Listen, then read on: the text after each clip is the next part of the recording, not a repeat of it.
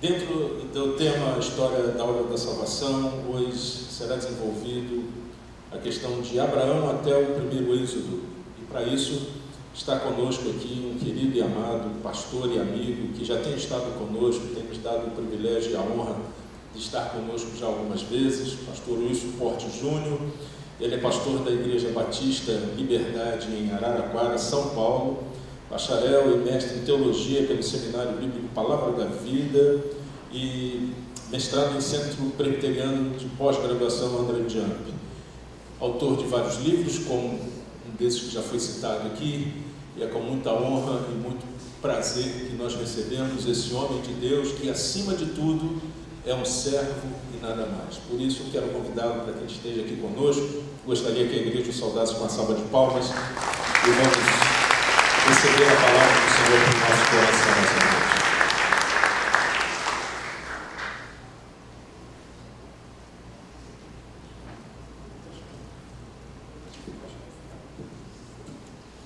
Graça e paz, meus irmãos. Boa noite. É uma alegria muito grande poder estar aqui novamente. Quero agradecer às edições Vida Nova e também ao projeto Água da Vida pelo convite. Eu estava tentando lembrar se é a terceira ou quarta vez que eu estou aqui.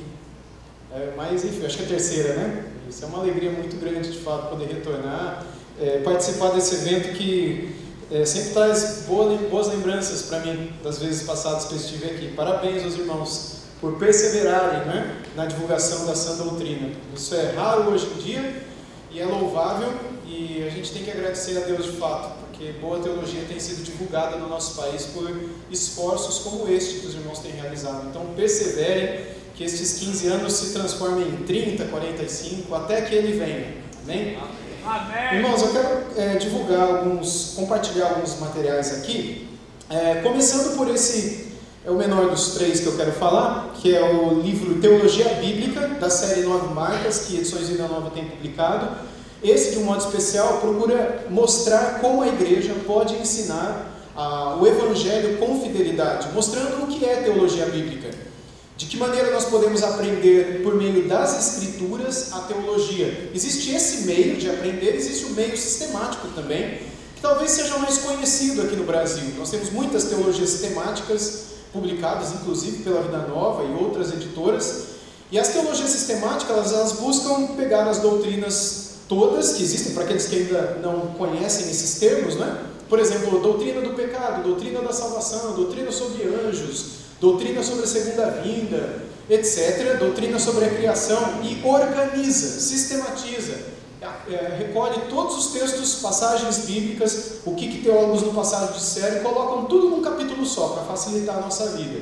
A teologia bíblica é diferente, ela pega um livro, por exemplo, Gênesis, e ao invés de organizar a teologia em blocos separados, ela respeita cada capítulo. Então, Gênesis 1, qual é a teologia, ou as teologias ensinadas em Gênesis 1?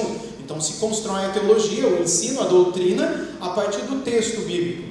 A teologia sistemática ela é feita a partir da teologia bíblica. Então, conhecer teologia bíblica e fazer teologia bíblica dá segurança para a gente poder dizer de fato aquilo que a gente crê. A gente ficar preso de fato ao texto, à intenção original do autor, de modo a que o nosso ensino do Evangelho seja fiel. Então, conhecer teologia bíblica é algo muito importante. E nesse livrinho do Nick Rowe e Robert Klein, eles fazem isso, então quero deixar essa recomendação. A outra recomendação, eu falei que eram 3 livros, mas nesse daqui é um só, mas vem 5.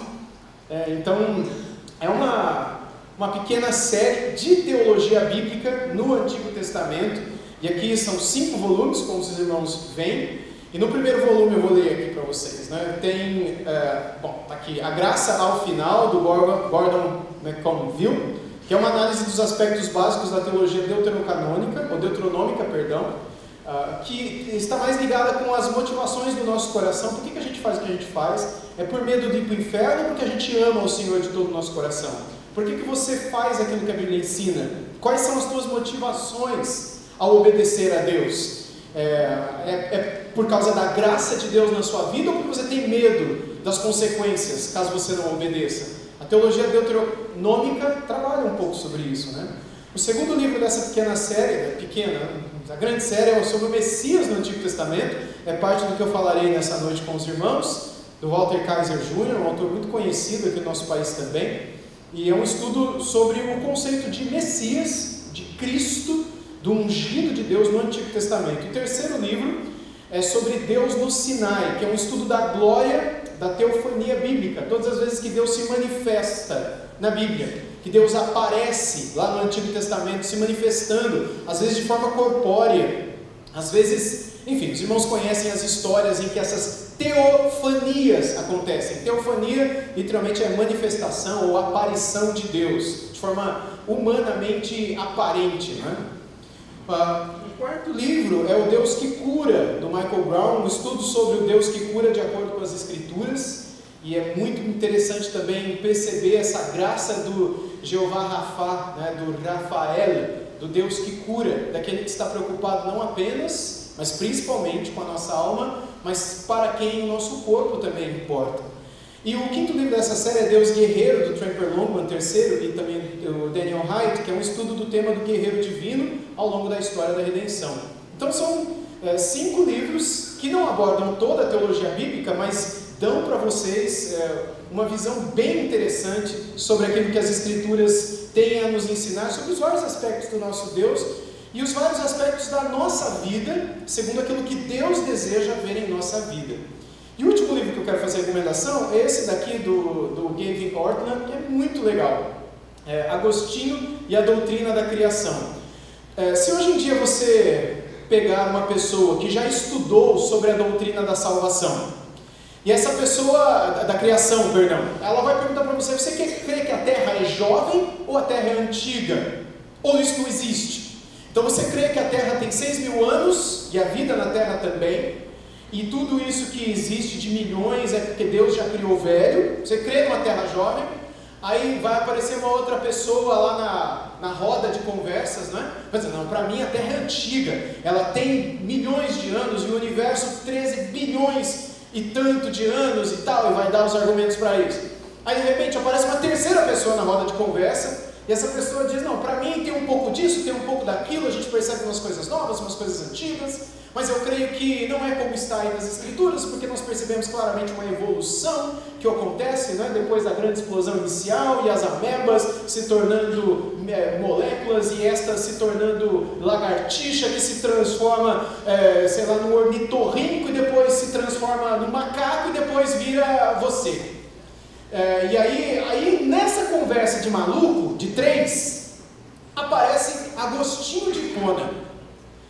E aí Agostinho, muito conhecido por nós, teólogo do século 3, 4 para o 5, né? Teólogo da igreja primitiva, dos homens mais usados por Deus na igreja primitiva, até hoje inclusive. Ele chega como um quarto personagem nessa conversa e apresenta aquilo que os nossos irmãos, no período da igreja primitiva, criam a respeito sobre a doutrina da criação. E ele começa a colocar as suas ideias sobre a criação no meio dessa conversa de 3 pessoas com 3 visões diferentes. Então é uma abordagem diferente, um livro diferente, e eu gosto bastante da maneira como o Ortlund faz essa apresentação de uma sabedoria antiga para uma controvérsia atual. Afinal de contas, até mesmo no meio cristão, há essa controvérsia sobre quanto tempo tem a Terra, sobre a doutrina da criação, de um modo geral. Eu gosto sempre de lembrar que o objetivo de Deus não é dizer como Ele criou, ou quando Ele criou, mas quem criou. E isso faz toda a diferença. Porque o nosso Deus não quer nos ensinar ciência, Ele quer nos ensinar que Ele é o autor da criação. E a nossa vida foi feita por Ele, para viver com Ele, para ter prazer nele. E não para ficarmos atrás de curiosidades sobre como é que foi, quanto tempo, há quanto tempo, o que veio primeiro, o que veio depois. O que importa não é o como, mas quem. E quando nós conhecemos este quem, o como fica pequenininho perto dele. E é muito importante que nós entendamos aquilo que as Escrituras têm a nos ensinar a respeito disso. Muito bem, eu gostaria de convidá-los mais uma vez à oração, então eu quero proceder à exposição dessa noite. Senhor nosso Deus, obrigado pelo privilégio que tenho com os meus irmãos e irmãs nessa noite de meditarmos na Tua Palavra nesta hora, especialmente sobre a história da obra da salvação, a história do Senhor, na nossa história, na nossa vida, neste mundo, e como o teu amor tem se mostrado ao longo dos séculos, ao longo dos milênios, e tem resgatado vidas, tem transformado vidas, tem restaurado famílias, tem mudado a história. Nós temos experimentado um pouquinho disso na nossa própria vida, na nossa própria história, e que a exposição da nossa mente a isto agora possa encher o nosso coração de gratidão e de louvor pelo Deus da nossa redenção. Abra os nossos olhos, semeia em nosso coração a Tua Palavra, nos ensina, fala conosco o nosso desejo e oração. Por Cristo, Senhor nosso, pedimos amém. Muito bem, meus irmãos, a história da obra da redenção, de Abraão ao Êxodo. É sobre isso que eu gostaria de falar com vocês hoje à noite. Quando nós pensamos na história da obra da redenção, nós estamos falando do fio condutor que conecta todos os 66 livros da Bíblia, de Gênesis a Apocalipse. Os 39 livros do Antigo Testamento e os 27 livros do Novo Testamento estão ligados por um fio condutor que trata da nossa redenção. Embora a Bíblia conte outras histórias, fale de certos fenômenos, enfim, sobre inúmeras coisas, inclusive sobre a criação, sobre o novo céu e a nova terra, mas o propósito principal das Escrituras é mostrar para o homem quem ele é e mostrar para o homem quem Deus é. É mostrar o nosso estado caído e carente de graça, de perdão, de restauração e de redenção. Mostrar para o homem para onde estamos indo depois da nossa queda. E mostrar que o Deus Criador, por causa do amor dele, que é incompreensível, como disse a primeira música que cantamos hoje à noite, que é insondável, que é indescritível, é incomparável, por causa desse amor, esse Deus se fez homem. Ele pagou diante da lei que ele mesmo criou e que nós quebramos, mas ele foi punido em nosso lugar e veio para nos ensinar o caminho de volta ao lar. A Bíblia, portanto, do início ao fim, deseja nos mostrar como este Deus que nos criou e diante de quem nós nos rebelamos, nos afastamos e ainda hoje insistentemente nos inclinamos contra Ele, de que maneira esse Deus desde o início prometeu que desfaria as obras da serpente lá no Jardim do Éden. Aquela serpente que injetou, digamos assim, na humanidade o veneno do pecado. A serpente que, ao enganar os nossos primeiros pais, Adão e Eva, colocou ali no coração, na mente deles, a possibilidade de serem deuses em si mesmos. Não a imagem e semelhança, mas como Deus. Vocês serão conhecedores do bem e do mal. E a ideia ali não era o bem e o mal, mas o ser igual a Deus, que é muito melhor do que ser imagem e semelhança. Para que ser xerox se eu posso ser igual a Ele? Portanto, essa tentação de querermos ser deuses foi colocada no Jardim do Éden, para Adão e para Eva. Esse desejo orgulhoso, esse desejo que faz com que o homem se afaste do seu Criador, viva da maneira como ele queira, faça o que bem quiser, se considere senhor da sua vida, da sua história, do seu destino, das suas decisões. É a minha vida, sou eu que mando, é o meu corpo, são as minhas regras. Essa tentação orgulhosa que o ser humano tem de achar que ele pode viver independente, livre de Deus, é o veneno da serpente na humanidade, que a tal ponto cauteriza a nossa consciência, obrigado irmão, que faz com que a gente não seja capaz de perceber o estado horrível em que nós estamos. E Deus, por graça, vem e Ele nos mostra o caminho do resgate, o caminho da redenção, o caminho da solução, para que ao final dessa nossa história aqui, a gente não venha descobrir que a gente fez tudo errado e que pela nossa própria culpa nós acabamos indo para um lugar horrível de choro, de ranger de dentes, de sofrimento e de morte eternas, de sofrimento e angústias eternas. Se Deus quisesse que nós simplesmente pagássemos pelo que fizemos, Ele nos deixaria nos nossos próprios caminhos, mas por amor Ele veio para nos redimir. E a Bíblia nos conta do início ao fim a história dessa redenção. A história da redenção não é algo apenas do Novo Testamento, a história da redenção não é algo apenas contado por Cristo. Os profetas falaram dele, ele veio para cumprir o que havia sido dito. Ele também informou e ensinou discípulos que após ele continuaram a ensinar essas mesmas doutrinas da graça, ou o evangelho, como nós chamamos, as boas novas que nos trazem redenção.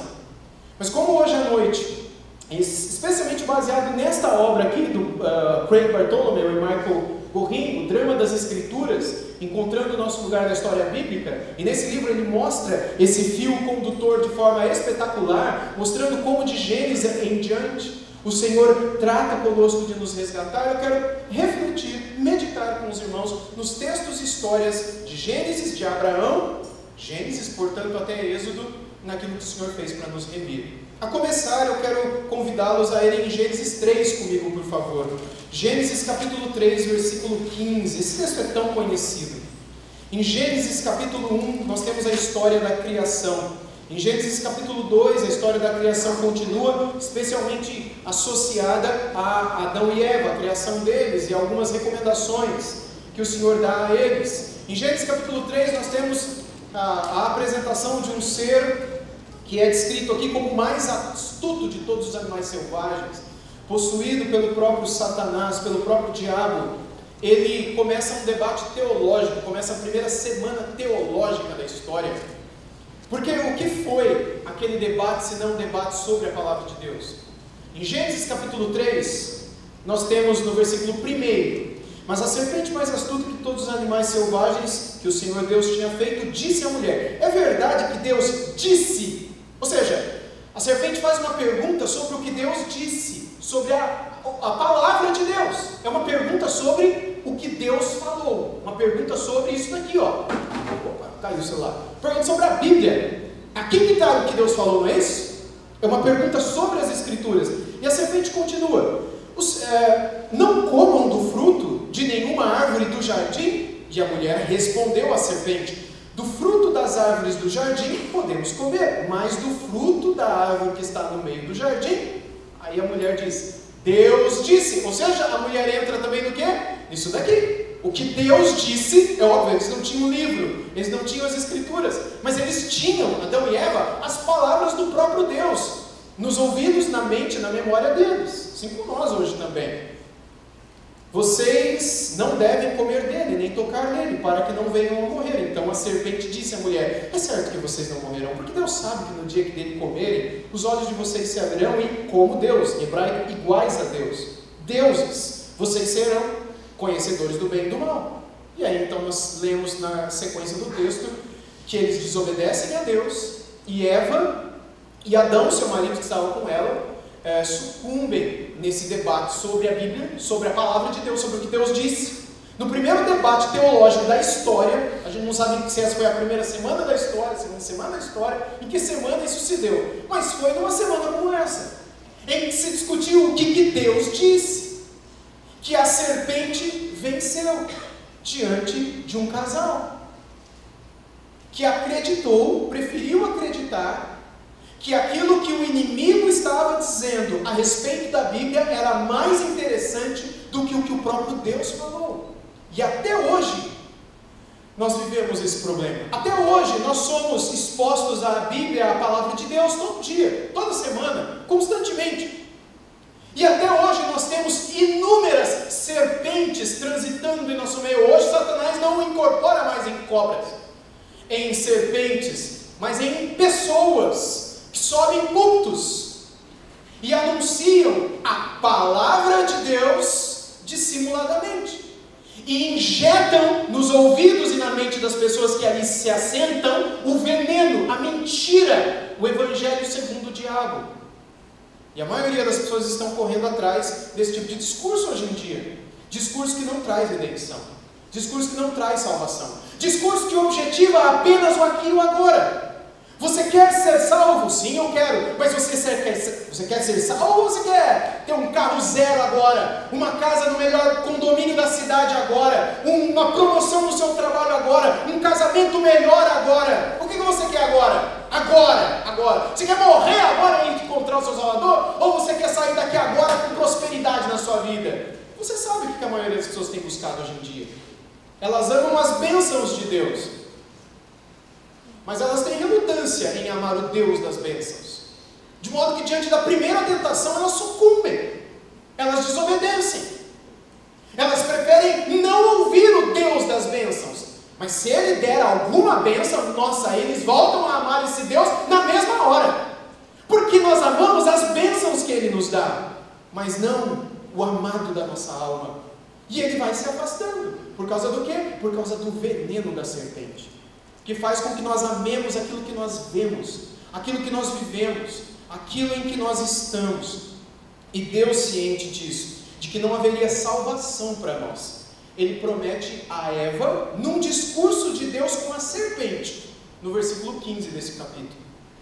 Em Gênesis 3,15 nós lemos, porém, ele está falando com o diabo aqui, com a serpente, porém inimizade entre você e a mulher, entre a sua descendência, os demônios, os anjos caídos, e o descendente dela, e este lhe ferirá a cabeça, e você lhe ferirá o calcanhar.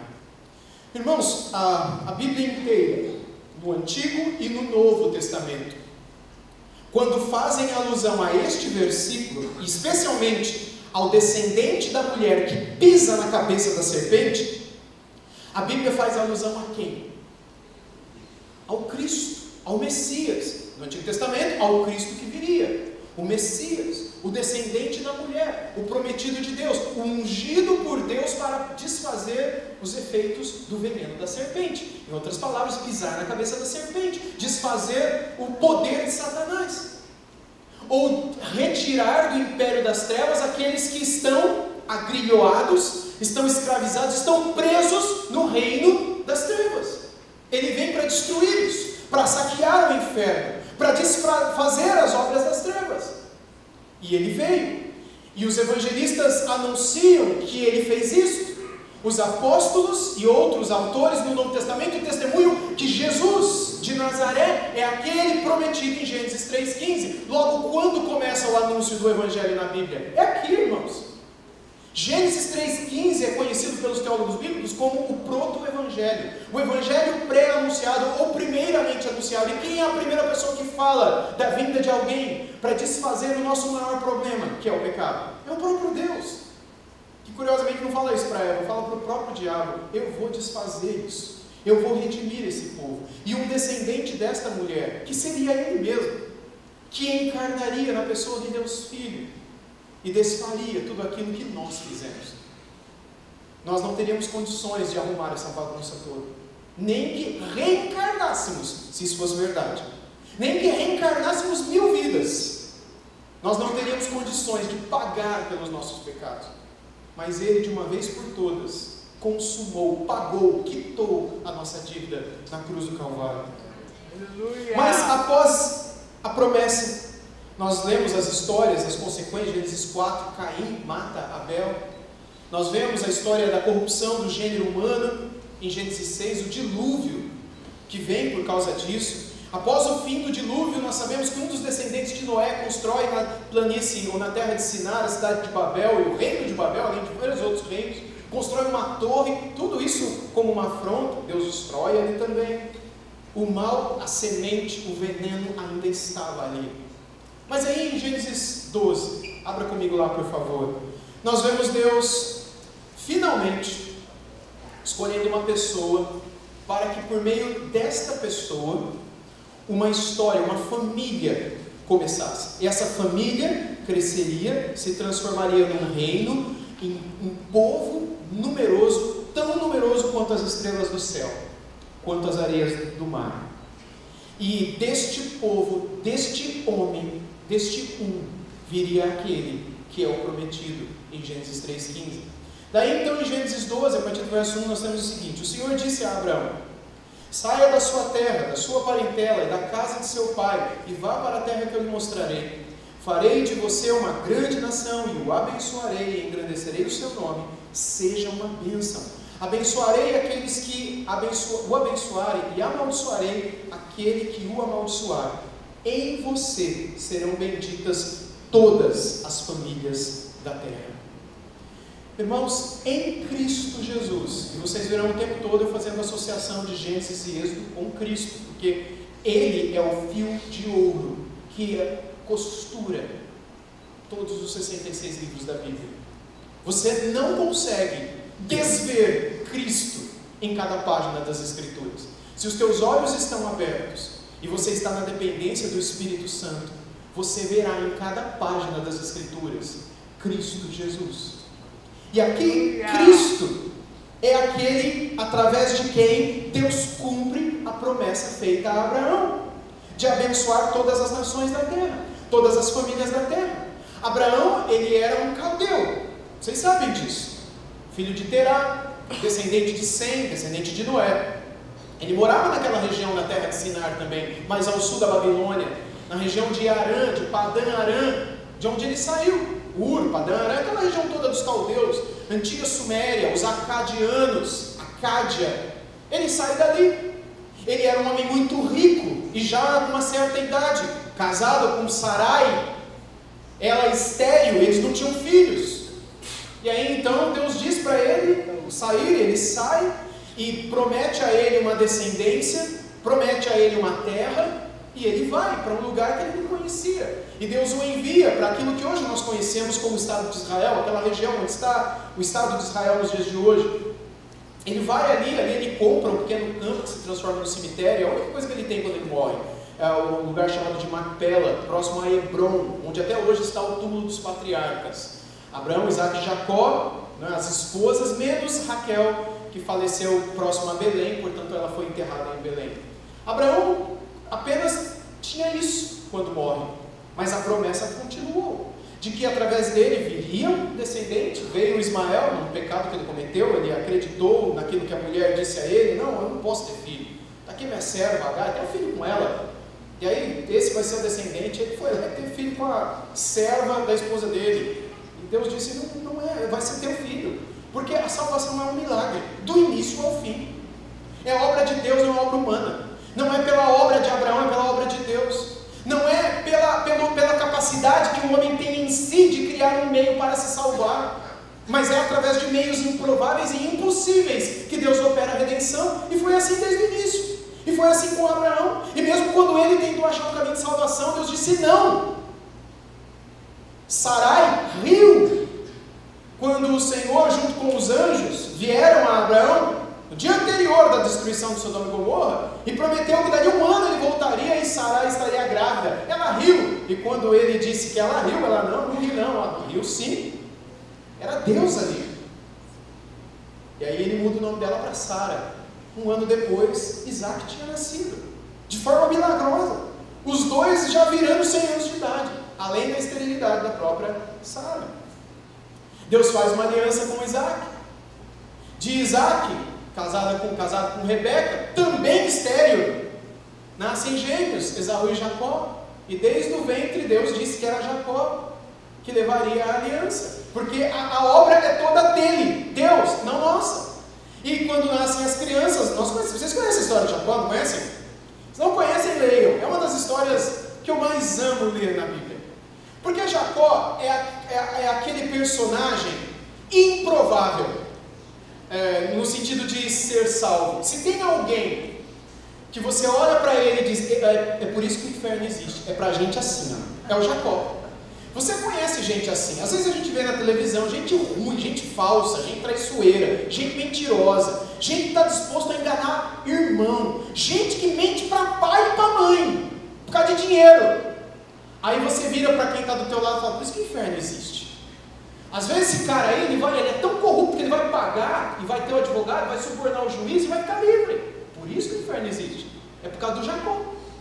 A gente lê a história do Jacó, que foge para o irmão não matar ele. Depois ele tem enganado o próprio pai. E a mãe ajudando ele, falando: foge para a casa do meu pai. Ele vai lá para Padã Arã, para a terra dos caldeus. E lá ele encontra o Labão, na casa do Betuel. Lá ele já fica encantado com a Raquel, filha mais nova dele. E o Labão, que era também flor, era o Jacó, flor que não cheira. Flor que não cheira? É assim que fala? Flor que não cheira? Flor que não se cheira. Onde que veio isso, né? Mas enfim, Labão era a mesma coisa que o Jacó. E ele engana o Jacó. O Jacó, o enganador, foi enganado pelo sogro. E aí ele enfim, depois de uma noite de casamento com a Raquel, que vem com véu, não é com esse véu transparente que tem, olha, é véu mesmo. Você não vê a tua noiva, você só vê na noite de núpcias, 7 dias de festa, casamento de 4.000 anos ou mais atrás, tá? E aí então, muito vinho, e né, aí do escuro, ele entra com a mulher com véu na cabeça. Os dois entram na tenda na primeira noite das 7 dias para consumar o casamento. E consuma o casamento no outro dia, porque, mano, tirou o véu, mas estava escuro. E ele, né, noite inteira de vinho, imagina, no outro dia ele acorda, olha para o lado e cadê a Raquel? Era a Lia, era a irmã mais velha dele. Ele fica horrorizado, ele vai falar com o sogro, na mesma hora, por que você me enganou? E aí o sogro diz para ele, porque aqui na nossa terra, a filha mais nova não toma o lugar da filha mais velha. Isso foi um tapa na cara. O que ele fez lá na terra dele? O filho mais novo era ele. O que ele queria fazer com o irmão mais velho? Tomar o lugar do irmão mais velho. Roubou a primogenitura. Enganou o próprio pai para receber a bênção do filho mais velho. E o Labão, sem saber da história, ele disse, aqui na nossa terra, a filha mais nova não toma o lugar da mais velha. Jacó falou o quê? Falou nada, não tinha o que falar. Mas se você trabalhar mais 7 anos, eu te dou também a Raquel. Depois dessa semana, daqui uma semana eu te dou ela, mas tem que trabalhar mais 7, porque ele já tinha trabalhado 7 anos, por causa do casamento. E assim ele fez, por amor. Casou com 2, Jacó. No meio do caminho, fugindo para lá, o próprio Deus aparece para ele, que é o episódio do travesseiro de pedra, a visão da escada, anjos descendo e subindo, lembra? E Deus promete a ele que o guardaria, o traria de volta, e ele nunca havia falado com Deus, mas Deus veio e falou com ele, porque a obra da redenção não depende da nossa bondade, capacidade e merecimento, mas da graça de Deus, que salva pecadores improváveis e que não merecem. E mesmo assim Jacó foi e fez o que fez, no final enganou o sogro ainda. Enfim, apesar de tudo, Deus o abençoou, e ele volta com 4 esposas, 2 oficiais e 2 não oficiais. Concubina é esposa não legal, é esposa que se você quiser largar, você larga, não precisa de divórcio, era concubina no passado. Lia, Raquel, a Zilpa e a Bila. Com as 4 ele tem 12 filhos, na verdade 13, uma era menina, a Diná, mas os 12 filhos formam as 12 tribos de Israel. E aí acontece a tragédia desses irmãos, filhos de Jacó. Eles odiarem o filho mais novo, que era amado pelo papai. Como é que era o nome do filho mais novo? José. E aí aproveitam que eles estavam longe de casa, batem no José, jogam ele numa vala, num poço, uma cisterna aberta, né? E aí então, o que a gente faz? Mata, não mata, mata, não mata. E o bondoso falou, vamos vender como escravo. Isso era um irmão legal. Vamos vender o nosso irmão como escravo. E venderam para uma caravana de ismaelitas que passavam por ali. Os antigos árabes, né? Passavam por ali e iam para o Egito, para vender mercadorias no Egito. Depois iam seguir viagem. E vendem José. Pegam as roupas de José, despem José, matam um animal, colocam sangue na roupa dele, chegam na casa e mentem para o pai. Jacó não podia nem reclamar, né? Porque ele era PhD em mentir para o pai, para a mãe e para o irmão. Os irmãos mentem para Jacó, para o papai, dizendo, não, a gente achou isso daqui, vê se é a roupa do teu filho. É a roupa do teu filho? Aquela toda colorida que o senhor fez para ele é mais especial do que todos os outros? Pois é, então acho que algum animal pegou ele, matou ele. Jacó viveu de luto a vida inteira, por causa da morte de José. Enquanto isso, José estava muito vivo no Egito, onde os ismaelitas o revenderam para os egípcios.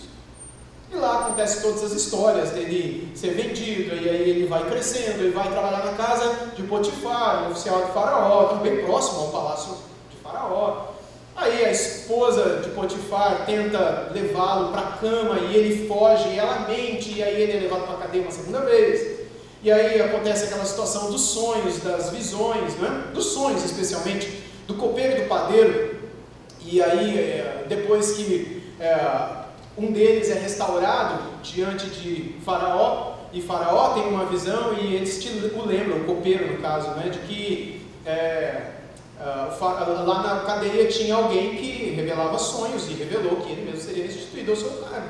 E aí o Faraó manda chamá-lo, e José vem, e depois que José revela o sonho de Faraó sobre os anos que viriam, anos bons e anos maus, E o faraó pede conselhos e ele dá. O faraó decide colocá-lo como governador de todo o reino do Egito. E José, de escravo, de humilhado, de vendido pelos irmãos, ele se torna a segunda pessoa mais importante de todo aquele mundo, de toda aquela região, que comportava quase todo o norte da África e quase todo o Oriente Médio, um pouco do sul da Europa, especialmente a Europa Oriental, a Turquia atual. Todos que viviam a fome terrível dos dias que vieram tinham que vir ao Egito comprar e comer nas mãos de José, inclusive os irmãos dele. Vocês conhecem a história no final do livro de Gênesis, quando esses todos descem ao Egito e ali se encontram com José, que já estava totalmente aparamentado como eram os oficiais do Egito. Eles não reconhecem José, que falou na língua dos egípcios, e ele reconhece os irmãos não reconhecem. Depois de idas e vindas, nós conhecemos a história maravilhosa. Ele se revela aos irmãos, ele chora, os irmãos ficam com medo. O que ele vai fazer com a gente agora? Acabou para todo mundo. José os perdoa e diz: não foram vocês que me mandaram para cá, mas foi Deus que me mandou para cá, para que se preservasse a vida. José entendeu que de sua família, da família de Jacó, dessa família, Deus traria redenção à humanidade. Irmãos, é tão incrível, né? Quando nós olhamos para Jesus no Novo Testamento, falando com Jesus, ele olha numa determinada hora, num momento de discussão com os fariseus, os discípulos estavam ali. Ele diz que muitos naquele dia virão do ocidente e do oriente e se assentarão à mesa com Abraão, com Isaac e com Jacó. Irmão, se Jacó vai estar naquela mesa, é sinal que eu acho que eu posso estar também. Eu acho que você pode estar também. Não que nós sejamos melhores do que Jacó, porque diante dos olhos de Deus não tem quem é melhor e quem é pior, quem é mais digno ou mais indigno. Diante dos olhos de Deus, o que nós temos é graça, é favor imerecido, é uma misericórdia abundante. Não depende de quem está fazendo, de quem está correndo, mas de Deus exercer e derramar a sua misericórdia sobre aquelas pessoas que se arrependem dos seus pecados e creem no seu Filho como seu Redentor. Do início ao fim nós vemos, portanto, a história da redenção, que começa com esse chamado de Abraão, a partir de Gênesis 12, que lemos apenas um pequeno trecho, não é? E em que Deus promete que através daquela sementinha, Abraão, depois Isaac, depois Jacó, depois os 12, depois as nações, as tribos, perdão, que depois que descem ali acabam permanecendo por causa dos anos de seca que ainda viriam. O próprio faraó dá uma terra mais ao norte do Egito, na terra de Goshen, onde eles viveram ali cuidando dos animais, e ali eles permaneceram por 400 e tantos anos, 430, 420 anos, a maioria destes como escravos, depois da morte do faraó, depois da morte de José, depois da morte praticamente de toda aquela geração. Os descendentes deles se tornaram escravos ali, e pouco mais de 400 anos depois, Deus acolhe, levanta um destes, o Moisés, que nasce num tempo, aproximadamente há 3.500, 3.600 anos atrás, antes de nós agora, né? 1.500 antes de Cristo aproximadamente, em que o faraó mandou que as parteiras do Egito matassem os meninos hebreus que nascessem das hebreias escravas grávidas. Se for menina, deixa, se for menino, mata. E aí as parteiras não matam, mentem para o faraó. Vocês lembram disso? Deus ainda os abençoa, e um desses que nasceu nesse período foi Moisés. E vocês conhecem a história, como ele é adotado pela filha do faraó. Ele é educado e criado durante 40 anos ali no Egito para ser um faraó no futuro. Mas aí ele mata um egípcio por causa de um judeu. E aí descobrem isso. E a ordem, a lei do Egito era a morte de Moisés. Ele foge para a terra de Midian. E ali ele passa outros 40 anos. Ele casa ali com a Zípora, tem o seu primeiro filho, Gerson, que significa sou peregrino em terra estranha. E com 80 anos de idade, o Senhor aparece para ele quando ele cuidava de alguns animais no Sinai, próximo a Horebe, e uma sarça ardente, um pequeno arbusto que queimava, mas não se consumia. Deixa eu chegar perto para ver essa maravilha, porque isso é sobrenatural. e do nada uma voz fala com ele: tira as sandálias dos teus pés, porque a terra em que você está é santa. E ele começa a falar sobre o seu povo que está no Egito, e que ele vai tirá-lo dali, e que ele o chamava para voltar ao Egito e tirar o seu povo dali, 40 anos depois de ter saído dali. Moisés com 80, Deus o chama para o ministério, com 80 anos, e ele volta, com Arão, seu irmão. Acontecem as 10 pragas, e aí após a 10ª praga, da morte dos primogênitos, quando o anjo da morte passa no Egito, e apenas nas casas dos judeus, em cuja entrada estava o sangue do cordeiro aspergido, lembra? E dentro da casa eles haviam se alimentado da carne, do corpo do cordeiro morto na noite anterior, cujo sangue estava nos umbrais das portas, e dentro eles comiam o corpo do cordeiro. O anjo da morte ali não entrou, mas onde não estava o sangue do cordeiro veio a destruição e o sofrimento. Naquela madrugada mesmo, naquela madrugada, não só o faraó, mas os egípcios clamaram para que os judeus fizessem o êxodo, para que eles fugissem, porque se vocês não saírem daqui, o Deus de vocês nos destruirá completamente. Já não basta, essa é a 10ª praga. E eles saem, o pão não tinha crescido, não haviam colocado fermento na massa. E por milênios, até os dias de hoje, os judeus celebram a festa dos pães sem fermento, os pães ázimos ou ázimos, que é a festa imediatamente antes, a festa da Páscoa, que nós celebramos também por ocasião do nosso cordeiro, cujo sangue não está na porta da nossa casa, mas está na nossa alma, na nossa vida. Nós estamos lavados pelo sangue do cordeiro, e por isso a promessa de uma destruição futura não tem lugar na nossa vida, porque para aqueles que estão em Cristo Jesus já não há mais condenação, mas existe uma condenação que ainda pesa sobre a humanidade, sobre aqueles na vida de quem o sangue do cordeiro não está, não aquele cordeiro do Egito, do primeiro êxodo, mas deste cordeiro que deu a vida por nós, o cordeiro derradeiro, o cordeiro final, cujo corpo nós também, cuja carne nós também comemos, e da qual nós nos lembramos em toda a ceia do Senhor. Isto é o meu corpo que é dado por vocês. O tempo todo Cristo estava fazendo alusão ao que aconteceu no Êxodo, aquilo que representou a libertação do povo judeu da sua escravidão no Egito, era apenas um símbolo da escravidão da humanidade ao pecado, que é infinitamente pior, por causa das consequências futuras e eternas, do que aquela escravidão momentânea que poderia ter um fim a qualquer momento. Bastasse que um outro reino invadisse o Egito e acabasse com a escravidão, como aconteceu na Babilônia, quando o Império Persa acabou com o Império Babilônico e acabou com o cativeiro dos judeus que ali estavam. Então o cativeiro ou a escravidão dos judeus no Egito podia acabar a qualquer hora, humanamente falando. Então ela nem se compara com a escravidão da alma humana, nossa, ao pecado. Nós não temos quem nos liberte dela, nós não podemos nos libertar dela, nós não somos capazes, nós não temos força para dar fim, para dar termo à condição na qual nós nascemos com.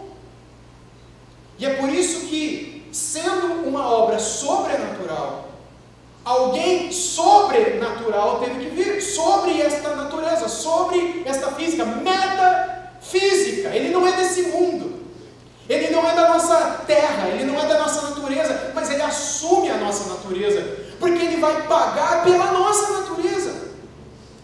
Ele não paga pelos animais, ele não paga pelos animais que evoluíram, ele não paga pelas árvores, pelos vegetais, pelas hortaliças, ele paga pela humanidade. Ele paga por aqueles que são descendentes daquele primeiro casal, que querendo ser iguais a Deus, agiram com orgulho do coração e cederam às palavras da serpente, desafiando a palavra de Deus.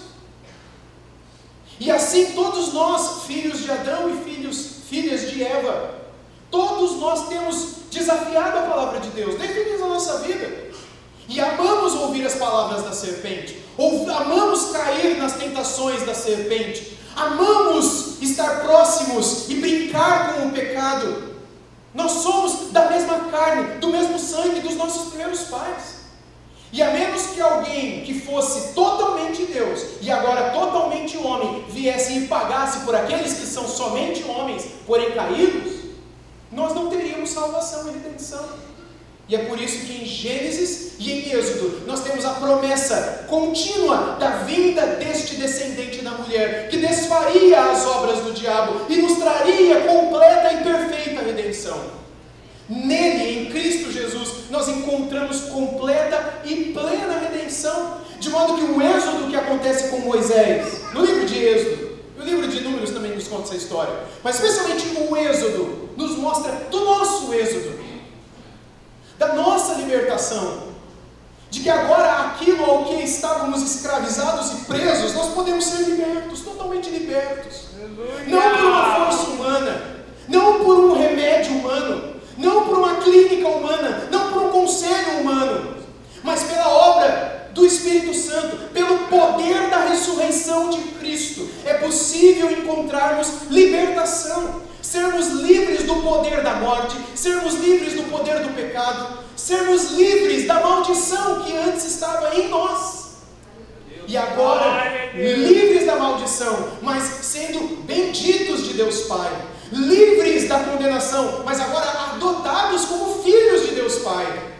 Nós podemos pregar essa boa nova de que Deus enviou o seu Filho, prometido desde Gênesis 3, para desfazer as obras do diabo nesse mundo.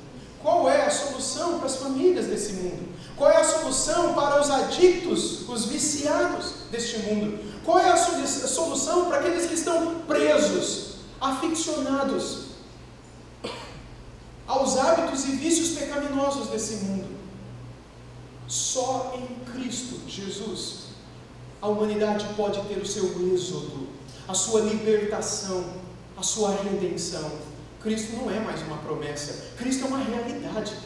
Aleluia. E diante dessa realidade, o que nos cabe para aqueles que já são salvos é louvá-lo continuamente diante dele se prostrarem, agradecendo ao Senhor. Para aqueles que ainda não encontraram o poder da ressurreição nas suas vidas, o que cabe a vocês é não dormir hoje à noite, falarem com Ele a madrugada inteira, dizendo: me salve, perdoe-me dos meus pecados. Eu tenho agido contra o Senhor desde o primeiro dia da minha vida, agido consciente e inconscientemente, mas me perdoe por esse. Passe a madrugada confessando e diga no final: eu tenho certeza que eu não falei nem 2% de tudo que eu já fiz contra o Senhor, mas de tudo isso eu sei que o Senhor é poderoso para me perdoar. Aleluia! Porque onde abundou o pecado, o que o apóstolo Paulo escreveu? Superabundou a graça. Nós temos essa graça superabundante sobre a nossa vida. Nós devemos a ela nos recorrer e refugiar. Eu quero já ir para o encerramento, convidando os irmãos a abrirem ao livro de Hebreus comigo, por favor. Porque a epístola aos Hebreus, de certo modo, aponta para Êxodo e Levíticos. Ou seja, o Pentateuco está, de um certo modo, reduzido e compactado aqui no livro de Hebreus, ou descompactado. Aquilo que nos é compactado ou ensinado no livro de Êxodo e Levítico, em Hebreus é descompactado, é atualizado, é ensinado com luz, com clareza, com verdade, com claridade. Aquilo que está em Êxodo, que ainda é obscuro, é só uma sombra, especialmente Levítico, o livro seguinte ao Êxodo, que nos é dado justamente após o Êxodo. Quando eles saem do Egito, lhes é dado Levítico. Mas tudo aquilo era sombra, tudo aquilo era apenas uma ideia, um tipo daquilo que é o real, daquilo que é o verdadeiro, daquilo que estava em Cristo. E em Hebreus, no capítulo 9, vá comigo por favor para o capítulo 9, no versículo 15, nós lemos assim: por isso mesmo, Ele, está falando de Cristo aqui, de Jesus, Ele é o mediador da nova aliança. A antiga foi feita através de Abraão, pelo menos começou. São várias alianças no Antigo Testamento, mas aqui ele está falando da aliança feita com Abraão e que encontra sua coroação em Moisés, e na aliança que é dada através de Moisés, feita no Sinai com todo Israel, a antiga aliança. E ele diz aqui: Ele mesmo, Ele é o mediador da nova aliança, a fim de que os que foram chamados recebam a promessa da herança eterna, ou seja, sejam salvos. visto que houve uma morte para a remissão das transgressões que foram cometidas sob a primeira aliança. Veja o que o Espírito Santo diz para nós aqui. Houve uma morte. Quem morreu? Jesus. Houve uma morte. Para que Cristo morreu? Para a remissão das transgressões que foram cometidas sob a primeira aliança. Todos os nossos pecados são pecados cometidos sob a primeira aliança. Porque todos os nossos pecados são chamados de pecados pela primeira aliança. Se você adultera, onde que está o pecado do adultério? Na primeira aliança, no Antigo Testamento. Se você mente, onde está escrito que a mentira é pecado? A avareza, a cobiça, a irreverência, a blasfêmia, a falta de culto a Deus, a idolatria, o assassinato, a cobiça do que é dos outros. Irmãos, tudo aquilo que nós vivemos e fazemos nos é ensinado sob a primeira aliança, no Antigo Testamento. E ele está dizendo aqui que alguém morreu para redimir as pessoas que pecaram sob a primeira aliança, redimir essas pessoas das suas transgressões. Cristo não morreu por causa dele, Cristo não morreu por causa dos judeus, Cristo não morreu por causa de Pilatos, Cristo não morreu por causa dos soldados romanos, Cristo morreu por sua, por minha causa. Cristo morreu por causa de todas as famílias da terra. Não foi isso que Deus disse para Abraão em Gênesis 12, verso 3? Em ti serão benditas todas as famílias da terra. Em ti quem? Em ti no sentido, na semente que viria de ti, Abraão. Aquele que é o descendente da Eva, quase falei da serpente. O descendente de Eva, que destruiu o descendente da serpente. Ele está, como o apóstolo Paulo disse, sob os pés de Cristo e sob os pés da igreja. O descendente da mulher é o teu descendente, Abraão, é o descendente de Isaac, é o descendente de Jacó, é o descendente de Davi, é o descendente de Maria. Este é aquele que morreu para a remissão das nossas transgressões, para que uma vez perdoados e absolvidos possamos ter paz com Deus. Agora vá comigo, por favor, ainda em Hebreus, no capítulo 12. No versículo 2 nós lemos: olhando firmemente para o autor e consumador da fé. Preste atenção, olhando firmemente para o autor e consumador da fé. Se Jesus é o autor da fé, de onde veio a minha fé? De onde veio a sua? Por que você creu? Porque você entendeu? A sua fé veio de você? Veio do teu raciocínio? A sua fé veio da sua vontade? A sua fé vem da onde? Quem é o autor da nossa fé? E não só o autor, mas quem é o consumador? Quem é aquele que comunica? Quem é aquele que consuma? Quem é aquele que infunde, que coloca em nós esta fé? Segundo este autor, que é o Espírito Santo, autor de Hebreus, ele diz: olhando firmemente para o autor e consumador da fé, Jesus, o qual em troca da alegria que lhe estava proposta, suportou a cruz sem se importar com a vergonha, e agora está sentado à direita do trono de Deus. Jesus fez isso por amor a nós. Jesus fez isso ainda que sofrendo injustamente, como José, no final de Gênesis, sofreu injustamente. Mas ele entendeu que aquela injustiça serviria para a salvação dos seus irmãos. Jesus, como José, sofreu injustamente, porque ele sabia que aquele sofrimento resultaria na salvação dos seus irmãos. É assim que ele nos chama. Paulo, em Romanos 8, entende isso. Em Romanos 8 ele diz que o Espírito Santo comunica com o nosso espírito que somos filhos de Deus. O Espírito da adoção, através do qual nós clamamos: Abba, Pai. Se somos filhos, já não somos mais qualquer outra coisa. E se somos filhos, e se Ele é filho, e nós somos irmãos. Tanto que Romanos 8 diz que nós somos co-herdeiros com quem? Com Cristo. Irmãos, nós somos tão indignos disso. Nós somos tão, isso me parece tão injusto. Eu não sei se é só para mim. Eu não mereço, isso não é certo. Não é certo.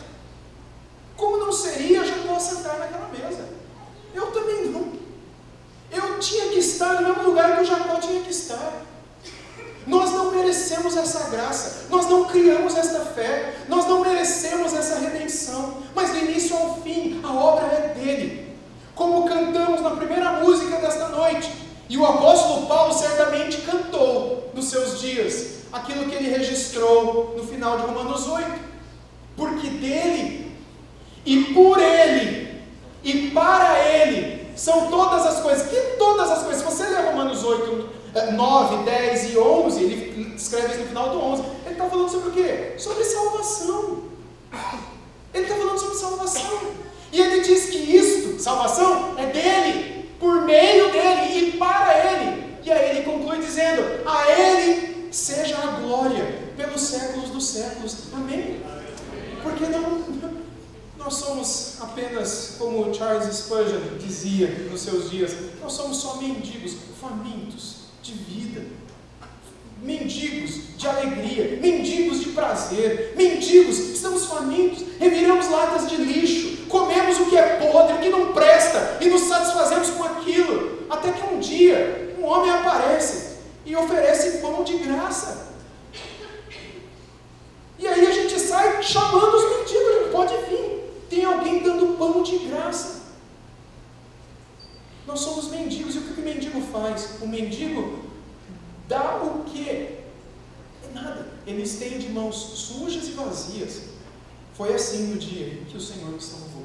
Aleluia! O que você e eu temos? Nós temos mãos vazias e sujas, mas são estas que nós estendemos para receber o pão da vida. Que nasceu em Betlehem, em hebraico, casa de pão. A cidade de Belém se chama casa de pão. Essa é uma das curiosidades que Deus nos dá na sua palavra, né?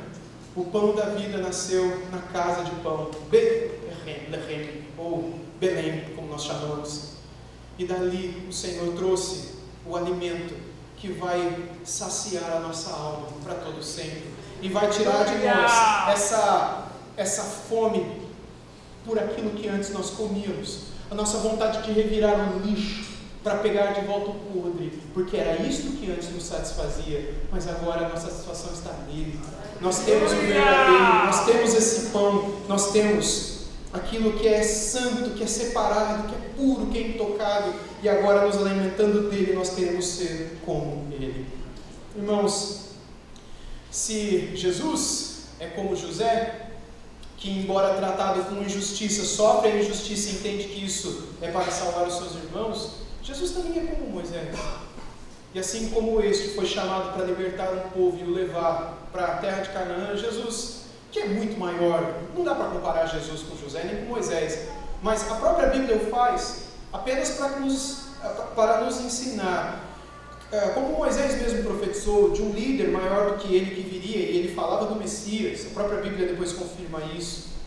Portanto, Jesus é o nosso Moisés, embora muito superior a ele, mas como aquele que nos tira do nosso Egito, que nos tira da nossa escravidão e que nos coloca num êxodo para a Canaã terrena, não, mas para a nova Canaã celestial, aleluia, para Jerusalém celestial, para aquele lugar que ele chama de novo céu e nova terra, que ele mesmo preparou para nos levar, onde não manda leite e mel, mas é muito mais do que leite e mel, é onde as fontes da vida e do prazer estão para sempre ali, onde não há dor, não há lágrima, nem morte, nem choro, nem luto, nem nada. E isso tudo existia na primeira Canaã, mas naquela para onde o nosso está nos levando, nada disso mais existirá. Por isso não há outra coisa que fazer senão estar com ele, o tempo todo, constantemente. Longe dele é perdição, com ele é esperança. Só que daqui até lá, gente, é o que Moisés passou com o povo, dos 80 aos 120. A vida de Moisés se divide em 3 partes de 40. 40 anos no Egito, depois ele foge, 40 anos em Midian, com 80 ele volta para tirar o povo de lá, e depois 40 anos levando o povo do Egito a Canaã, 40 anos de peregrinação no deserto. Com 120 anos Moisés morre, e esses 40 anos de peregrinação no deserto são um símbolo da minha e da sua vida. Você pode viver 40, 45, 30, 10 anos, 80 anos, 90, 120 anos, eu não sei quanto tempo de vida você vai viver, e eu viverei. Mas enquanto estivermos nesse mundo, a nossa vida nesse mundo é como viver num deserto. É como a peregrinação dos judeus do Egito até Canaã. A peregrinação do Êxodo é a nossa peregrinação nesse mundo. Nós somos peregrinos, peregrinos peregrinam. Nós não somos desse mundo, mas vivemos como se fôssemos. E muitas vezes temos saudade da comida do Egito. Lembra que os judeus tiveram saudade do pepino, do alho, do cebolão, das carnes? Vocês lembram? Como eles choraram à porta das suas tendas: dá-nos carne para comer, senão a nossa alma morrerá. Um monte de homem barbado chorando que queria comer carne.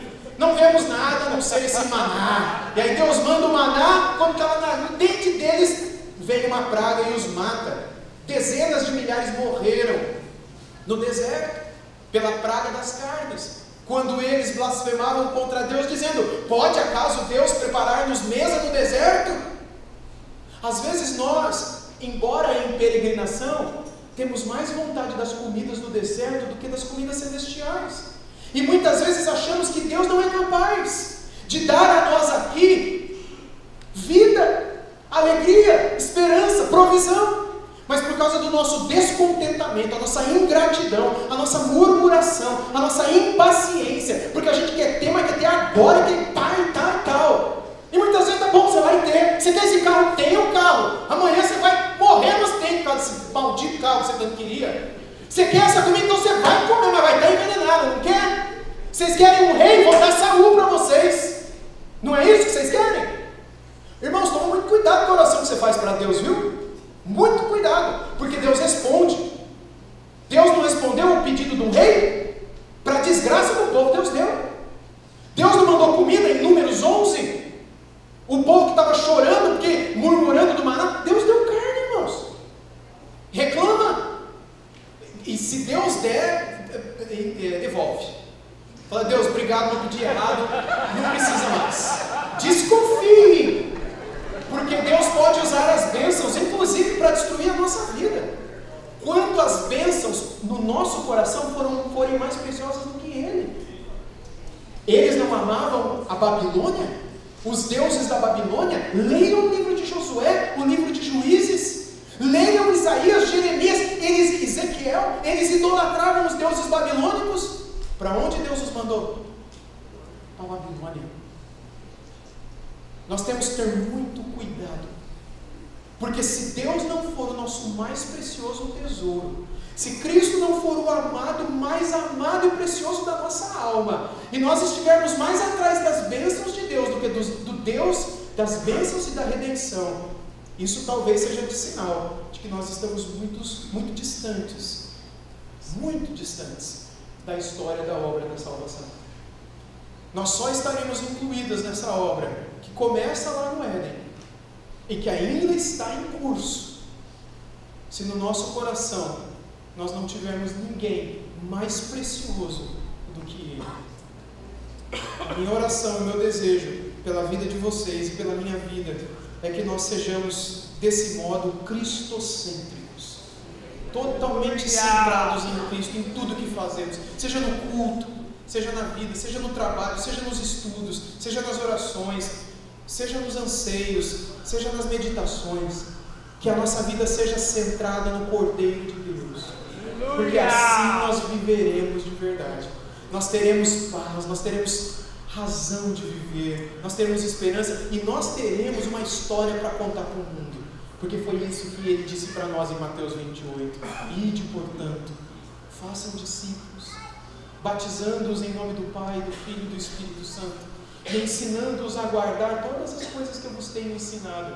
E eis que eu estarei convosco todos os dias até a consumação dos séculos.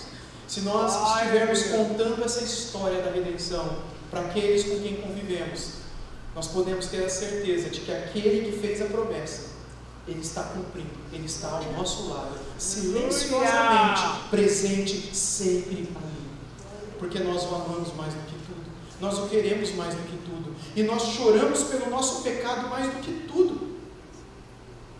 Nós não deixamos de pecar porque nós estamos com Ele e o amamos.